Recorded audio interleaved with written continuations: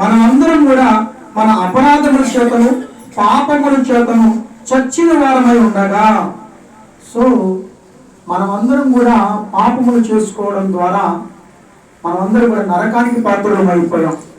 ఈ నరకానికి పాత్రమైపోయిన మనం అందరినీ కూడా మన పాపము నుంచి విమోచించి మనల్ని రక్షించడానికి ప్రభువైన యేసుక్రీస్తు వారు వచ్చి ఉన్నారని మీరు గమనించాలి. ఆయన మిమ్మల్ని క్రీస్తుతో కూడా బ్రతికించను. చూడండి ప్రియమిత్రులారా, దేవుడు ఎంత కరుణా సంపన్నుడై ఉన్నాడంటే, రక్షించడానికి ఎవరి కొరకు వచ్చాడు అని అంటే, మంచివారి కొరకు ఒక మంచివాడు ప్రాణం పెట్టడానికి ప్రయత్నం చేస్తాడు, లేదా మంచి స్నేహితుడి కొరకు ఒక మంచి స్నేహితుడు ప్రాణం పెడతాడు. కానీ ఈయనలో ఉన్నటువంటి విశేషం ఏంటి అని అంటే, పాపులందరి కొరకు కూడా ప్రాణం పెట్టడానికి ఆయన భూమి మీదకి రావడం చాలా విశేషం. ఇది మనం ఎంతగానో ప్రేమిస్తున్నాడు ఆయన. నిజంగా ఈ లేఖనాలు బట్టి చూస్తే మనం ఆరాధిస్తున్నటువంటి దేవుడు ఎంత సార్వభౌముడు మనకి ఇక్కడ అర్థమవుతా ఉంది. ఆ కింద వచనంలో, వారి వలనే స్వభావ సిద్ధముగా దైవ ఉగ్రతకు పాత్రులమై ఉండి ఆయనను దేవుడు కరుణా సంపన్నుడై ఉండి మనము మన అపరాధముల చేత చచ్చిన వారమై ఉండినప్పుడు సహితము మన ఎడల చూపిన తన మహా ప్రేమ చేత మనలను క్రీస్తుతో కూడా బ్రతికించను. కృపచేత మీరు రక్షింపబడి ఉన్నారు. చూడండి ప్రియమైన బిడ్డలారా, ఈ రోజున దేవుడు మనకు ఎంత కృప చూపించాడంటే, కరుణా సంపన్నుడు అంట ఆయన పేరు. దైవోగ్రతకు పాత్రమైనటువంటి మనందరినీ కూడా ఆయన కరుణ చూపించి మనందరూ కూడా రక్షించుకోవడం చాలా విశేషం. ఈరోజు క్రిస్మస్ అనేటువంటి వేడుకలలో మీకు తెలియజేస్తున్నటువంటి వర్తమానం ఏంటి? యేసుక్రీస్తు ప్రభు మీ సొంత రక్షకుడిగా అంగీకరించి ఉన్నారు. అయితే ఒకప్పుడు మనమందరం కూడా మన పాపములు అపరాధముల చేత చచ్చిన వారమై ఉండి దైవోగ్రతకు పాత్రులమై ఉన్నాం. ఈరోజు క్రీస్తు వాక్యము వినడానికి వచ్చినట్టు మీరందరూ కూడా మరెన్నడూ కూడా పాపము చేయకుండా జాగ్రత్త పడడమే క్రిస్మస్. ఆయన మనందరికీ కూడా అవకాశం ఇచ్చాడు. తన యొక్క నామమందు విశ్వాసం ఉంచి మారు మనసుకు తగిన ఫలములు ఫలించాలని ఆయన కోరుకుంటూ ఉన్నాడు. ఈరోజు చాలా మంది కూడా ప్రభువునందు విశ్వాసం ఉంచినప్పటికీ వారి యొక్క ఆరాధన ఆదివారం వరకే సరిపోతుంది, ఆదివారం వరకే వారి ప్రవర్తన సరిపోతుంది. కానీ సోమవారం నుంచి శనివారం వరకు కూడా వారి యొక్క ప్రవర్తన ఏ మాత్రం కూడా మార్పు రాలేదు. కాబట్టి మీరు మాత్రం అట్టి వారిగా ఉండకూడదని చెప్పి నేను ఆయన సేవకుడిగా తెలియజేస్తా ఉన్నాను. దేవుని బిడ్డారా, మనం ఎప్పుడైనా కూడా దేవుడిని సంతోష పెట్టాలి అని అంటే కనుక మనము పాపములకు దూరంగా ఉండటమే ఆయన సంతోష పెట్టాడు. దేవుని స్తోత్రం చెప్పండి. హల్లెలూయా. అలాగే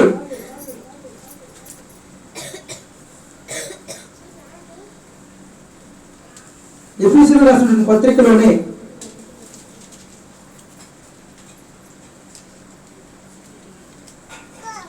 దేవుడు 3వ అధ్యాయము 8వ వచనం చూడండి. దేవుడు మన ప్రభువైన క్రీస్తు యేసునందు చేసిన నిత్య సంకల్పము చొప్పున పరలోకములో ప్రధానులకును అధికారులకును సంఘము ద్వారా తన యొక్క నానా విధమైన జ్ఞానము ఇప్పుడు తెలియబడవలన ఉద్దేశించి శోధింప సత్యము కాని క్రీస్తు ఐశ్వర్యమును అన్యజనుల్లో ప్రకటించుటకును సమస్తమును సృష్టించిన దేవుని యందు పూర్వకాలం నుండి మరుగై ఉన్న ఆ మర్మమును గురించి ఏర్పాటు ఎట్టిగా అందరికీ తేటపరచుటకును పరిశుద్ధులందరిలో అత్యల్పుడైన నాకు ఈ కృప అనుగ్రహించెను. చాలండి. వాస్తవానికి చదవబడినటువంటి లేఖనాన్ని నేను ఖచ్చితంగా 40 నిమిషాలు చెప్పగలను. కానీ ఇప్పుడు షార్ట్ కట్ చేసి మీకు క్లుప్తంగా చెప్తాను. దేవుడు చేసినటువంటి ఆలోచన అక్కడ ఉన్నటువంటి దేవుని దూతలకు కానీ ప్రధానులకు కానీ అధికారులకు కానీ ఎవ్వరికి కూడా తెలియదు. ఆయన చేసినటువంటి ఆలోచన చూసుకుంటే అక్కడ ఉన్నటువంటి దేవుని దూతలు కానీ మరి ఇంకా ఎవరైనా కూడా ఆయన అడగడానికి కూడా ధైర్యం చాలలేదు మనందరికీ. ప్రభు ఏం చేస్తున్నాడు అని చూసుకుంటే, ప్రభు ఏం చేస్తున్నాడు అని చెప్పి చూసుకుంటే వాళ్ళెవరూ కూడా అర్థం కానటువంటి పరిస్థితి. దేవుడు ఏం చేస్తున్నాడు, దేవుడు ఏం చేస్తున్నాడు చేసుకుంటే అక్కడ దేవుని దూతలు కూడా ఆలోచన చేశారు. ఏమని?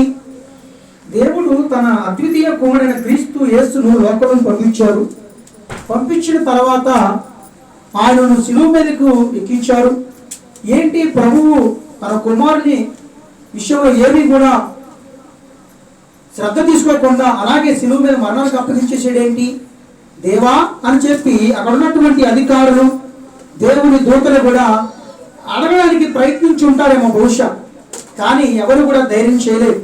కానీ దేవుడు తర్వాత అంతా కూడా మౌనంగా ఉండిన తర్వాత ఆయన ఏం చేశాడు అంటే సంఘము ద్వారా, అంటే సంఘం అంటే మనందరి ద్వారా ఇప్పుడు తన యొక్క నానా విధమైన జ్ఞానము ఇప్పుడు తెలియబడవాలని ఉద్దేశించి ఇప్పుడు పరలోకంలో ఉన్నటువంటి వారందరూ కూడా దేవుడు పిలిచి రండి, మీ మనసులో ఎప్పటి నుంచో నన్ను ఒకటి అడగాలనుకుంటా ఉన్నారు కదా, రండి నేను చూపిస్తాను. నా యొక్క నానా విధమైనటువంటి జ్ఞానము ఇప్పుడు తెలియబడవాలని ఉద్దేశించాను.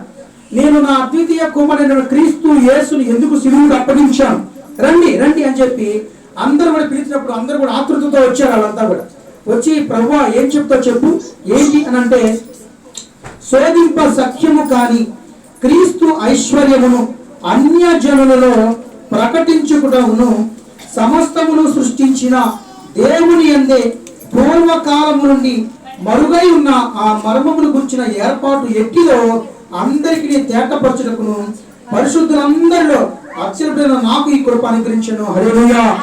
చూడండి ప్రియమైన బిడ్డలారా, దేవుడికి మాత్రమే తెలుసు ఆయన చేసేటువంటి సంకల్పం. అది సంకల్పం అంతా కూడా చేసిన తర్వాత ఆయన మృతులలోంచి తిరిగి లేచిన తర్వాత దేవుని దూతలందరికీ కూడా పెద్ద మీటింగ్ పెట్టి రండి రండి రండి, ఇదిగో ఇశ్రాయేలు ఒక్కడే మనం అనుకుంటున్నాం కదా, కాదు అన్య జనులలో ఎంతమంది అయితే ఆ శిలువ మీద వేలాడిన వాడిని తేరి చూస్తారో, ఆయన ఎందుకు విశ్వాసం ఉంచుతారో వాళ్ళందరి పాపములను ఆయన మీద మోపేశాను. వాళ్ళందరూ కూడా ప్రభునందు విశ్వాసం ఉంచితే చాలు, పరలోక రాజ్యానికి అవకాశం కల్పించాను. ఇది నా నానా విధమైన జ్ఞానం ఉపయోగించి మీ అందరికీ కూడా తెలియకుండా చేసినటువంటి ఒక ప్లాన్ అని చెప్పినప్పుడు వాళ్ళందరూ కూడా మోకాలేసి, దేవా అన్ని జనులందరూ కూడా తీసుకొచ్చేసే ఒక్క దెబ్బకి, నీ కుమారుని రక్తము ద్వారా వాళ్ళందరినీ కూడా తీసుకొచ్చేసావా అని చెప్పి వాళ్ళందరూ కూడా ఆయన స్తుతించారు, గణపరిచారు. దేవుని బిడ్డలారా, ఈరోజు మనమందరం కూడా దేవుని ఎంతగానో స్తుతించాలి, ఎంతగానో ఆరాధించాలి. ఎందుకంటే ఆయన చేసినటువంటి సంకల్పం మామూలుది కాదు. అసలు వాస్తవానికి మనం నరకానికి పాత్రులమై ఉన్నాం. ఈ నరకానికి పాత్ర పెట్టిన మనం అందరినీ కూడా ఆయన ఒక్క దెబ్బతో, ఒక్క శిలువ మరణంతో మనందరినీ కూడా పరలోక రాజ్యానికి చేర్చడం చాలా అసలు ఆశ్చర్యకరమైన విషయం అని నేను ఆయన సేవకుడిగా తెలియజేస్తాను. ఇటువంటి గొప్ప దేవుడిని మనం ఆరాధిస్తున్నాం. కాబట్టి ఇప్పుడు దేవుని బిడ్డలారా, మీరు ఎల్లవేళలా కూడా దేవునికి అంటి పెట్టుకుని ఉండాలని కూడా నేను ఆయన సేవకుడిగా తెలియజేస్తా ఉన్నాను. అలాగే ఎఫెసీయులకు రాసిన పత్రికలో 4వ అధ్యాయంలో 17వ వచనం కూడా చూడండి. కాబట్టి అన్యజనులు నడుచుకున్నట్లు మీరిక మీదట నడుచుకునవలదని ప్రభువునందు సాక్ష్యం ఇచ్చుచున్నాను. వారైతే అంధకారమైన మనస్సు గల వారే తమ హృదయ కాఠిన్యము వలన తమలోనున్న అజ్ఞానము చేత దేవుని వలన కలుగు జీవములో నుండి వేరుపరచబడిన వారై తమ మనస్సునకు కలిగిన వ్యర్థత అనుసరించి నడుచుకొనుచున్నారు. వారు సిగ్గులేని వారయుండి నానా విధమైన అపవిత్రతను అత్యాశతో జరిగించుటకు తమ్మును తామే కాముకత్వములకు అప్పగించుకుని, అయితే మీరు యేసును గూర్చి విని ఆయన యందలి సత్యము ఉన్నది ఉన్నట్టుగానే ఆయన యందు ఉపదేశింపబడిన వారైన ఎడల మీరిలాగు క్రీస్తును నేర్చుకున్న వారు కారు. కావున మునుపటి ప్రవర్తన విషయంలోనైతే మోసకరమైన దురాశ వలన చెడిపోవు మీ ప్రాచీన స్వభావమును వదులుకొని మీ చిత్తవృత్తి యందు నూతనపరచబడిన వారై నీతియు యథార్థమైన భక్తియు గలవారై దేవుని పోలికగా సృష్టింపబడిన నవీన స్వభావమును ధరించుకునవలెను. చాలు, దేవుని స్తోత్రం కలుగును గాక. ఇప్పుడు మనం అందరం కూడా పూర్వము ఏమై ఉన్నాము అంటే పాపము చేసిన వారమై ఉన్నాము. మరి యేసుక్రీస్తునందు విశ్వాసం ఉంచిన తర్వాత మనం చేయాల్సింది ఏంటి? నీతియు యథార్థమైన భక్తియును గలవారై దేవుని పోలికగా సృష్టింపబడిన నవీన స్వభావం ధరించుకోవాలి. దేవుని స్తోత్రం చెప్పండి. హల్లెలూయా. ఇదేం బిడ్డలారా, మన ప్రభువైన యేసుక్రీస్తు ఎందుకు వచ్చాడో మీరు గ్రహించండి. మనమందరం కూడా పాపం చేసినప్పుడు, అపరాధం చేసినప్పుడు, మనం చచ్చిన వారమే ఉండినప్పుడు ఆయన కరుణా సంపన్నుడై ఉండి తన కృప చేత మనం రక్షించాడు. ఆయన ఎద్దకు వచ్చిన తర్వాత, రక్షించబడిన తర్వాత మరలా ఆ మునుపటి ప్రవర్తనను చేయకూడదండి. అలా చేసినట్లయితే కనుక ఆయనను బాధ పెట్టిన వాళ్ళు అవుతారు. ఒకప్పుడు నా గురించి ఎంతమంది తెలుసు? చెప్పడానికి టైం లేదంటారా? భోజనాలు వచ్చేసింది కాబట్టి మీరేం పెట్టారా? నేను పూర్వపు దినాల్లో చాలా వ్యర్థమైనటువంటి పనులు చేసి ఉన్నాను. ఇప్పుడు ప్రభువునందు విశ్వాసం ఉంచిన తర్వాత నేనేం చేస్తున్నాను అంటే, దేవుని యందు విశ్వాసం ఉంచి భక్తిని కాపాడుకుంటూ పొరుగు వారికి అన్యాయం చేయకుండా చూసుకోవడమే నిజమైన క్రిస్మస్. దేవుని స్తోత్రం చెప్పండి. హల్లెలూయా, హల్లెలూయా. యేసునందు విశ్వాసం ఉంచిన తర్వాత మరలా మనం పాపం చేయడానికి వీలు. ఆయన బాధ పెట్టకూడదు. ఆయనను నమ్ముకున్న తర్వాత మనం అందరం కూడా ఆయనను విశ్వసించుచు మీ పొరుగు వారికి అన్యాయం చేయకుండా చూసుకోవడమే నిజమైన భక్తి. కాబట్టి ప్రియమైన బిడ్డలారా, ఈరోజు మన క్రైస్ట్ జీసస్ మినిస్ట్రీస్ తరపున మీ అందరికీ తెలియజేసే చిన్న మాట ఏంటి అంటే, నిజమైన క్రిస్మస్ చేయాలనుకున్నటువంటి మీరందరూ కూడా మీ భక్తిని కాపాడుకుంటూ బైబిల్ మొత్తంలో కూడా ఒకే ఒక్క మాట నేను చెప్పడానికి ఇష్టపడతాను. పొరుగు వారికి అన్యాయం చేయకుండా చూసుకోవడమే. దేవుని స్తోత్రం చెప్పండి. హల్లెలూయా. అవసరమైతే నీ వస్తువు పోయినా పర్వాలేదు, కానీ పొరుగు వానికి కీడు చేసి ఇక్కడికి వచ్చి పాటలు పాడి హల్లెలూయా స్తుతి మహిమ చాలు. అలా పాటలు పాడేస్తే దేవుడికి స్తుతి వెళ్ళదు, దేవుడికి ఆరాధన వెళ్ళదు. ఆయన కన్నులు మూసేసుకుంటాడు, చెవులు మూసేసుకుంటాడు, ముఖాన్ని తిప్పేసుకుంటాడు. అదే నువ్వు పొరుగు వాడికి అన్యాయం చేయకుండా నీ భక్తిని కాపాడుకుంటూ నువ్వు చక్కగా చిన్న పాట పాడినా ఆయన స్తుతుల పైన ఆశీనుడై ఉంటాడని కూడా నేను సేవకుడికి తెలియజేస్తాను. దేవుని స్తోత్రం చెప్పండి. హల్లెలూయా. కాబట్టి మన ప్రభువైన యేసుక్రీస్తు ఎందుకు వచ్చారు అని అంటే, మనల్ని కూడా రక్షించడానికి. పాపులనే పిలవచ్చితిని కానీ నీతిమంతులను పిలవరాలేదు అన్నాడు. దేవుని బిడ్డరా, కాబట్టి గ్రహించాలి.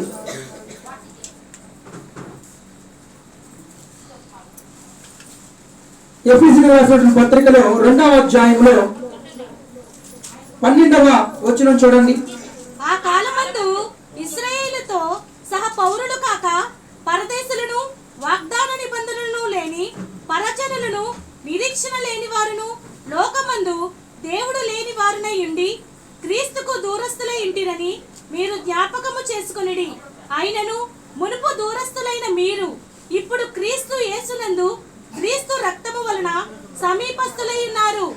ఆయన చూడండి, మునుపు శరీర విషయంలో అన్యజనులై ఉండి 12వ వచనం కదా, ఆ కాలమందు ఇశ్రాయేలుతో సహపౌరులు కాక పరదేశులను, వాగ్దాన నిబంధనలు లేని పరజనులను, నిరీక్షణ లేని వారును, లోకమందు దేవుడు లేని వారినై ఉండి క్రీస్తుకు దూరస్తులై ఉంటుందని మీరు జ్ఞాపకం చేసుకోండి. దేవుని బిడ్డలారా, వీరందరూ కూడా జ్ఞాపకం చేసుకోవాల్సింది ఏంటి అని అంటే, మనల్ని చాలా మంది అన్యజనులు అనే మాట ఏంటంటే, యేసుక్రీస్తు ప్రభు ఎక్కడ నుంచి వచ్చాడు, అతను పాలన దేవుడు, ఇక్కడ వచ్చి ఆ యొక్క సువార్తను ప్రకటించిన తర్వాత మీరు పిచ్చి గొర్రెలాగా ఆయన నమ్ముకొని వెంటాల వెళ్తున్నారు అని చెప్పి అంటా ఉన్నారు. వాస్తవానికి వారు చెప్పిన మాట కరెక్టే. ఎందుకు అని అంటే, మనం అందరం కూడా ఇశ్రాయేలుతో పాటు సహపౌరులం కాము. మనం ఒకప్పుడు మనకు దేవుడు ఎవరో తెలియదు కాబట్టి ఆ దినాల్లో మనం ఏం చేసాము అని అంటే, కనబడినటువంటి ఆ సూర్యుని దేవుడిని అనుకున్నాం, సూర్య నమస్కారాలు చేసేవాళ్ళం ఆ దినాలు మన పూర్వీకులైన. అలాగే చంద్రుణ్ణి, అలాగే నక్షత్రాల్ని కూడా ఆరాధించడం, అలాగే ఏదైనా చెట్టుకి కొంచెం కొమ్మలుండి బాగా ఉంటే ఆ చెట్టుకు చేయటం, అలాగే రాళ్ళు, అలాగే చెప్పుకుంటూ పోతే అవన్నీ కూడా మనం చేసాం. అందుకని ఇక్కడ పౌలు అంటున్నాడు, లోకమందు దేవుడు లేని వారినై ఉండి క్రీస్తుకు దూరస్తులై ఉంటారని మీరు జ్ఞాపకం చేసుకోండి. దేవుని బిడ్డలారా, మనం అందరం కూడా జ్ఞాపకం చేసుకుంటే, ఒకప్పుడు మనకి దేవుడు ఎవరో తెలియదు. ఒకప్పుడు మనం అందరం కూడా రాళ్ళను, మొక్కలను, చెట్లను, పుట్టలను వైపు తిరిగాం. ఇప్పుడు పౌలు అంటున్నాడు, అయినను మునుపు దూరస్తులై అయిన మీరు ఇప్పుడు క్రీస్తు యేసునందు క్రీస్తు రక్తము వలన సమీపస్తులైన దేవుని స్తోత్రం చెప్పండి. హల్లెలూయా హల్లెలూయా. ప్రియమైనవారా, ఈ రోజు మనం అందరం కూడా ఆయనకి సమీపస్తులం అయిపోయాం. మనం ఒకప్పుడు దూరస్తులం, ఇప్పుడు మనం సమీపస్తులం. ఇశ్రాయేలీయులతో పాటు ఇప్పుడు సహపౌరులం. మనం ఒకప్పుడు మనం పరదేశులం, వారు మనల్ని చూస్తే అసహించుకునేవాళ్ళు. మా దేవుడే నిజమైన దేవుడు అని చెప్పి వాళ్ళు చెప్పుకునేవాళ్ళు. ఇప్పుడు మనం అందరం కూడా ఇశ్రాయేలు దేవుడే మన దేవుడే దేవుని స్తోత్రం చెప్పండి. హల్లెలూయా హల్లెలూయా. కాబట్టి దేవుని బిడ్డారా, ఇంత గొప్ప ప్రణాళిక ఇశ్రాయేలీల దేవుడు అనిపించుకున్నటువంటి ఆ దేవుడే పక్షపాతం ఏమీ చూపించకుండా అన్యజనులమైనటువంటి మనందరినీ కూడా, దైవ ఉగ్రతకు పాత్రమైనటువంటి మనందరినీ కూడా, ఎన్ని చెడ్డ పనులు చేసినటువంటి మనందరినీ కూడా తన యొక్క కుమారుని ద్వారా, ఆయన రక్తము ద్వారా మనందరినీ విమోచించటం ఆయన కరుణా సంపన్నుడైన దేవుని స్తోత్రం చెప్పండి. హల్లెలూయా. నిజం ప్రియం బిడ్డలారా, ఆయన చేసినటువంటి కార్యము చెప్పడానికి ఇది. కాబట్టి దేవుని బిడ్డలారా, మీరు గుర్తుపెట్టుకోవాల్సింది ఒకటే, మనమందరం కూడా తన శిలువ వలన ఆ ద్వేషమును సంహరించి దాని ద్వారా వీరిద్దరిని ఏక శరీరంగా చేసి దేవుడితో సమాధాన పరచుకోవాలని ఆయన చేసిన కనుక ఆయనయే మన సమాధాన కారకుడై ఉన్నాడు. దేవుని బిడ్డలారా, గుర్తుపెట్టుకోండి, మీరంతా కూడా యేసు ప్రభువునందు విశ్వాసం ఉంచినటువంటి బిడ్డలై ఉన్నారు. ఈ క్రిస్మస్ వేడుకలలో మీరు ఒక్క మాట మాత్రం తీసుకెళ్ళండి. నేను ఆయన సేవకుడిగా తెలియజేస్తా ఉన్నాను. ఏ మాట అండి? మీరు పొరుగువానికి అన్యాయం చేయకుండా చూసుకోండి. దేవుని స్తోత్రం చెప్పండి. హల్లెలూయా. ఆ దినాల్లో, నోవాహు దినాల్లో దేవుడైన ప్రభు ఒక మాట అన్నాడు, నోవాహు, నీవు నీ ఇంటి వారు ఓడ సిద్ధం చేసుకోండియా. ఈ భూమి మీద ఉన్నటువంటి జనమంతా కూడా బలాత్కారంతో నిండి ఉన్నారు. ప్రతి ఒక్కరు కూడా పొరుగు వారికి అన్యాయం చేసేసుకుంటా ఉన్నారు. కాబట్టి వాళ్ళందరినీ కూడా నీళ్ళతో ముడిచిపెట్టేస్తారని చెప్పి అన్నాడు. సో ఈరోజు ఇక్కడికి వచ్చినటువంటి మీరందరూ కూడా పొరుగు వారికి అన్యాయం చేయకుండా చూసుకోవడమే. దేవుని స్తోత్రం చెప్పండి. అదొక్కటి పాయింట్ మీరు గట్టిగా పట్టుకోగలిగితే సరిపోతుంది. ఈ బైబిల్ గ్రంథం మొత్తంలో కూడా రెండే రెండు మాటలు. ఏంటి ఆ రెండు మాటలు అంటే, మన ప్రభు అయిన దేవుణ్ణి మనం విశ్వసించటం, విగ్రహాల జోలికి వెళ్లకుండా మనం కాపాడుకోబడటం, అలాగే పొరుగు వారికి అన్యాయం చేయకుండా చూసుకోవడమేనని నేను మీ అందరికీ కూడా సేవకుడిగా తెలియజేస్తా ఉన్నా. ఇంతకు ముందు మనం అందరం కూడా చేసాం, కానీ ఇప్పుడు చేయకూడదు. ఇంతకు ముందు మనం దూషణకరమైన మాటలు మాట్లాడాం, ఇప్పుడు మాట్లాడకూడదు. అది ఒక్క క్రిస్మస్ లో మీరు ఒక్కదాన్ని జయించిన అది నిజమైన క్రిస్మస్. దేవుని స్తోత్రం చెప్పండి. హల్లెలూయా. దేవుని బిడ్డలారా, ఒకప్పుడు నేను ఎట్లాంటి స్థితిలో ఉన్నానని అందరికీ తెలుసు. అయితే ప్రభు అయిన దేవుని ఎందుకు వచ్చిన తర్వాత, ప్రభు ఇది కాదు సరైన జీవితం అని ఆయన నన్ను అప్పగించుకున్నప్పుడు ఒకదాని తర్వాత ఒకటి మార్చుకోవడానికి ప్రయత్నం చేశా. దూషణకరమైన మాటలు కానీ, పొరుగు వారికి అన్యాయం చేయడం కానీ, ఇవన్నీ కూడా నాకు కొట్టిన పిందనమాట. కానీ మన దేవునికి అవి నచ్చవని చెప్పన్నప్పుడు మనం విడిచిపెట్టి తెలుసుకోవాల్సింది. దేవుని స్తోత్రం చెప్పండి. హల్లెలూయా. మీ దేవుని బిడ్డలారా, మీ ప్రార్థన వినాలన్నా, మీ స్తుతుల పైన ఆయన ఆశ్చర్య ఉండాలన్నా కూడా మీరు పొరుగు వారికి అన్యాయం చేయకుండా చూసుకుంటే ప్రభు అయిన దేవుడు మీ కుటుంబంలోకి వస్తాడని కూడా నేను ఆయన సేవకుడిగా తెలియజేస్తా ఉన్నా. కాబట్టి ఇంకా ఎక్కువసేపు కూడా వాక్యం చెప్పడం మంచిది కాదని నాకు అనిపిస్తా ఉంది. అలాగే మీ ఒక్క మాట మాత్రం ఇంటికి తీసుకెళ్ళండి. అలాగే నేను ప్రభుకు కూడా ప్రార్థన చేసిన, ప్రభువా చాలా మంది వస్తున్నారు, మరి వాళ్ళందరూ కూడా సమృద్ధితో వెళ్ళాలని చెప్పి అన్నప్పుడు ఆయన చక్కని ఫలాలు చూపించాడు. దేవుని స్తోత్రం చెప్పండి. హల్లెలూయా హల్లెలూయా. ప్రతి ఒక్కరు కూడా ఈ రోజు నుంచి ఒక వారం 10 రోజుల్లోపు ప్రతి ఒక్కరి కుటుంబ అద్భుతమైన కార్యం జరగబోతూ ఉన్నాయి.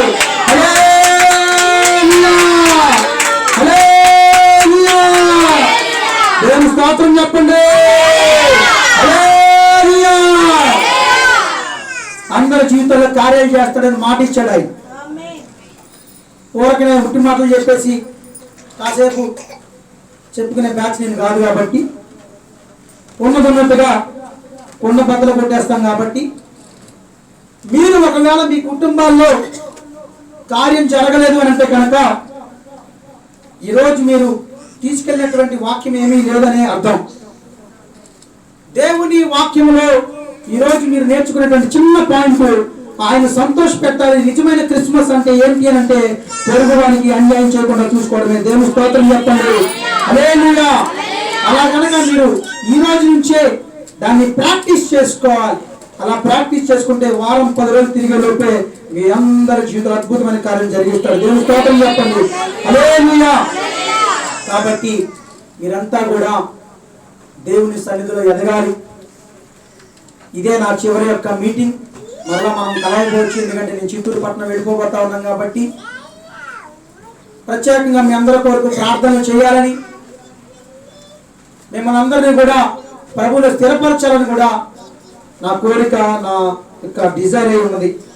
కాబట్టి బ్రదర్ పెట్టారా, మీరందరూ కూడా దేవునికి మాటిస్తారని నేను అనుకుంటా ఉన్నాను. మేము మా పొరుగు వారికి ఏది కూడా అన్యాయం చేయకుండా చూసుకుంటామని దేవుని స్తోత్రం చెప్పండి. హల్లెలూయా. హల్లెలూయా. ఒక్క పాయింట్ పట్టుకుంటే మీ ఫలాలు ఫలిస్తూ ఉంటారు, అభివృద్ధి చెందుతారు 100%.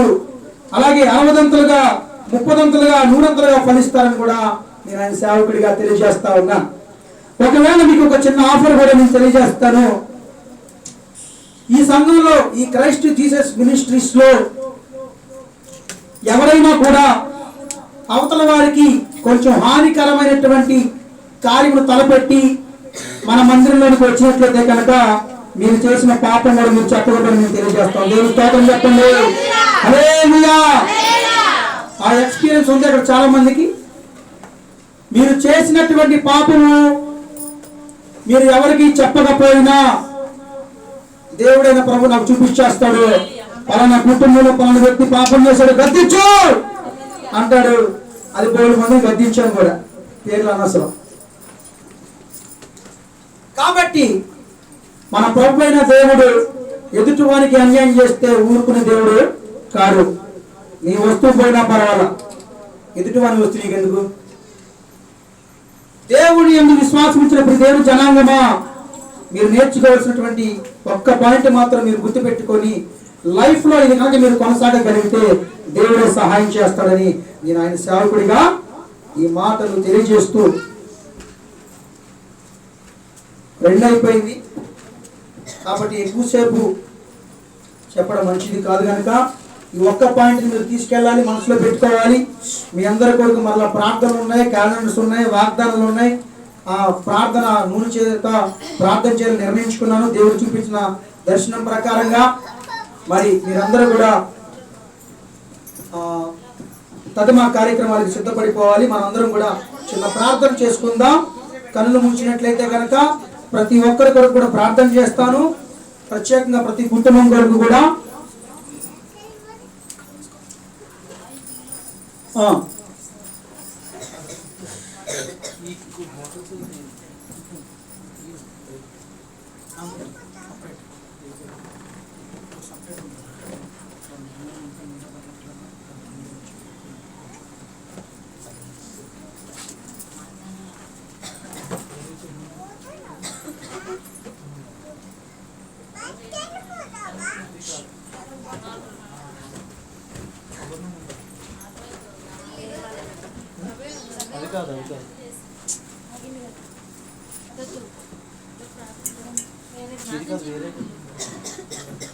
మంచిది. మనమందరం కూడా ప్రార్థన చేసుకుందాం. మీకున్నటువంటి సమస్యలన్నీ కూడా ప్రభువైన యేసుక్రీస్తుకు తెలుసు. అలాగే మీరు ప్రార్థన చేసి ఆయన ఇష్టించే బాగండి. మీరు అడగక మునిపే ఆయనకి తెలుసు అన్ని. కాబట్టి ప్రార్థన చేసి ఆ తర్వాత జరగవలసినటువంటి కార్యక్రమాన్ని కూడా దేవుని చేతుల మీదుగా జరిగిద్దాం. అందరూ కూడా తలలో ఉంచినట్లయితే ప్రార్థన చేసుకుందాం. స్తోత్రములు తండ్రి, పరిశుద్ధుడైన మా ప్రభువానికి వందనాలు, స్తోత్రాలు. విత్తబడినటువంటి వాక్యములో నిజమైన క్రిస్మస్ అంటే పొరుగువానికి అన్యాయం చేయకుండా చూసుకోవడమని, భక్తిని కాపాడుకోవడమని, పూర్వపు దినాలలో మేము చేసినటువంటి మా పాపములు అపరాధములన్నిటి కూడా మీరు క్షమించి ఉన్నారు కనుక ఇక మీద వాటిని చేయకుండా జాగ్రత్త పడటమే దేవుని సంతోషపెట్టే పనని ఈ సేవకునిగా ఒక మాట తెలియజేసి ఉన్నారు ప్రభువా. కాబట్టి ఈ వాక్యమును విన్నటువంటి బిడ్డలందరి హృదయాల్లో ఈ యొక్క వాక్యము స్థిరపరిచి కార్యసిద్ధి కలుగు చేయమని, అద్భుతంగా ఈ వాక్యము ఫలించి 100 60 30 ఫలించలాగిన కృప చూపించి వీళ్ళందరూ కూడా నిన్ను సంతోషపెట్టే బిడ్డలుగా మార్చుకోమని వీళ్ళందరినీ కూడా మీ చేతులకు అప్పగించుకుంటా ఉన్నాను. అలాగే జరగవలసినటువంటి ఇంకా కార్యక్రమాలన్నింటిలో కూడా మీ తోడే నడిపించి మీ ఆత్మ చేత వారందరినీ కూడా దర్శించి నీవు మాట ఇచ్చిన చెప్పున ప్రార్థన చేయుచుండగా, ప్రభు నామమును బట్టి చేయుచుండగా వారి జీవితాల్లో ఏ సమస్యలు ఉన్నాయో, ఏ ఇబ్బందులు ఉన్నాయో, ఏ ఇరుకులు ఉన్నాయో, ఏ అనారోగ్య సమస్యలు ఉన్నాయో అవన్నీ కూడా మీరు ఎరిగి ఉన్నారు కనుక కార్యం జరిగించమని ప్రార్థన చేస్తున్నాను. ప్రార్థన చేయటం నా వంతు, కార్యం చేయటం నీ వంతు కనుక అద్భుతమైన కార్యం జరిగించి వీళ్ళందరినీ సంతోషపెట్టమని, వీళ్ళందరూ కూడా సమృద్ధి పరచమని, సంతృప్తి పరచమని, అద్భుతమైనటువంటి కార్యం జరిగించి సాక్ష్యమును లేవనెత్తమని వీళ్ళందరూ కూడా ఫోన్ చేసి ప్రభు మా జీవితంలో గొప్ప కార్యాలు చేశాడని సాక్ష్యములు పంచుకునేలాగిన కృప చూపించమని కూడా నేను ప్రార్థన చేస్తూ ఉన్నాను. కాబట్టి వీరందరినీ కూడా మీరు జ్ఞాపకం చేసుకొని వీరందరి యొక్క కుటుంబాలన్నింటినీ కూడా మీ చేతులకు అప్పగించుకుంటూ మహిమ ఘనత ప్రభావం మీరే పొందమని మా ప్రభువును మా రక్షకుడునైనా యేసుక్రీస్తు ప్రభు నామమున ప్రార్థించి వేడుకుంటున్నాము తండ్రి. ఆమేన్, ఆమేన్, ఆమేన్. యేసు రక్తమే జయం, శిలువ రక్తమే జయం. ప్రభుయేసు నామమున సంపూర్ణ విజయం కలుగును గాక. ఆమేన్, ఆమేన్, ఆమేన్. మంచిది.